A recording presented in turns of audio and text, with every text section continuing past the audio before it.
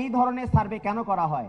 কারণ এই সার্ভেগুলোর মাধ্যমে, এই জরিপগুলোর মাধ্যমে আওয়ামী লীগ লক্ষ লক্ষ টাকা, কোটি কোটি টাকা বিনিয়োগ করে তারা জনগণকে দেখাতে চায় যে আমরা ফ্যাসিবাদ কায়েম করেছিলাম, আমরা গুম খুনের বাংলাদেশ কায়েম করেছিলাম, আমরা আয়না ঘরে মানুষ রেখে রেখে খুন করেছি, আমরা মানুষ হত্যা করে শীতলক্ষায় ফেলে দিয়েছি, বুড়িগঙ্গায় ফেলে দিয়েছি, আমরা ফ্যাসিবাদী রেজিম কায়েম করেছি, আমরা ভোট ডাকাতি করেছি, মানুষের অধিকার লুট করেছি, আমরা আমাদের মতো করে রাষ্ট্র ক্ষমতাকে ব্যবহার করেছি, নিজেদের দলে পরিণত করেছি, ব্যক্তিতন্ত্র, স্বৈরতন্ত্র, ফ্যাসিবাদ কায়েম করেছি। এত কিছু করেও, আমাদের পতন হওয়ার পরেও আমরা বাংলাদেশের রাজনীতির মধ্যে প্রাসঙ্গিক।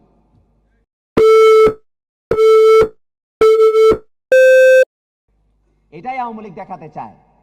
সুতরাং আমাদেরকে মনে রাখতে হবে, আওয়ামী লীগ কিন্তু সক্রিয় অবস্থায় আছে, আওয়ামী লীগ কিন্তু নিষ্ক্রিয় অবস্থায় নেই। যখন আওয়ামী লীগ ফিরে আসবে তখন বিএনপি জামাতকে মনে রাখতে হবে।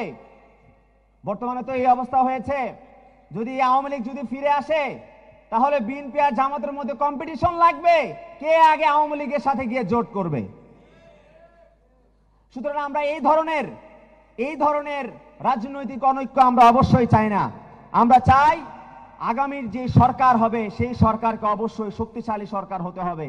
শক্তিশালী সরকার যদি না হয়, গণঅভ্যুত্থান পরবর্তী নির্বাচনের যে সরকার, সেই সরকারের মধ্যে যদি মিনিমাম কোনো ধরনের রাজনৈতিক ঐক্য যদি না থাকে, সেই সরকার কিন্তু টিকবে না, এবং সেই সরকার যদি না টিকে এর পুরা ফায়দা কিন্তু লুটবে পতিত আওয়ামী লীগ। তাই আমরা বলবো, আওয়ামী লীগের যে প্রাসঙ্গিকতা সেগুলো আমাদেরকে ঝেড়ে ফেলতে হবে। যারা আওয়ামী লীগকে প্রাসঙ্গিক করে জনমত জরিপ করছেন তাদেরকে আমরা বলবো, আপনারা সেখান থেকে বের হয়ে আসুন।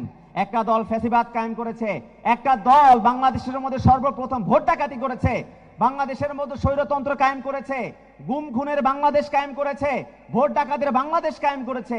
এর পরেও যদি আপনারা শুধুমাত্র টাকার লোভে সেই দলকে সমর্থন দেন, তাহলে আমরা মনে করব আপনারাও বুড়িগঙ্গার পানির মতো পচে গিয়েছেন।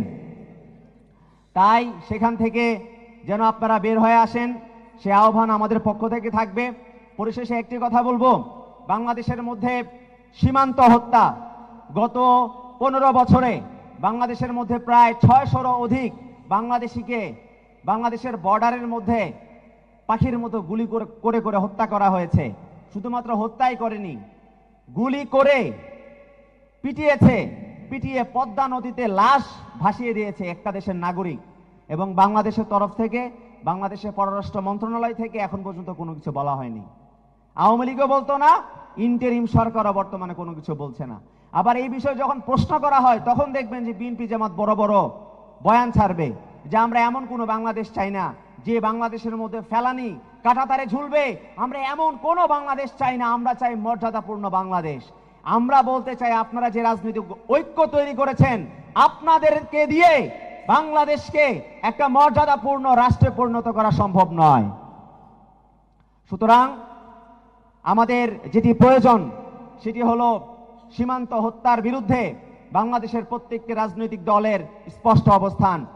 জাতীয় যুবশক্তি আমরা এখন পর্যন্ত সীমান্ত হত্যা নিয়ে আমরা সোচ্চার রয়েছি।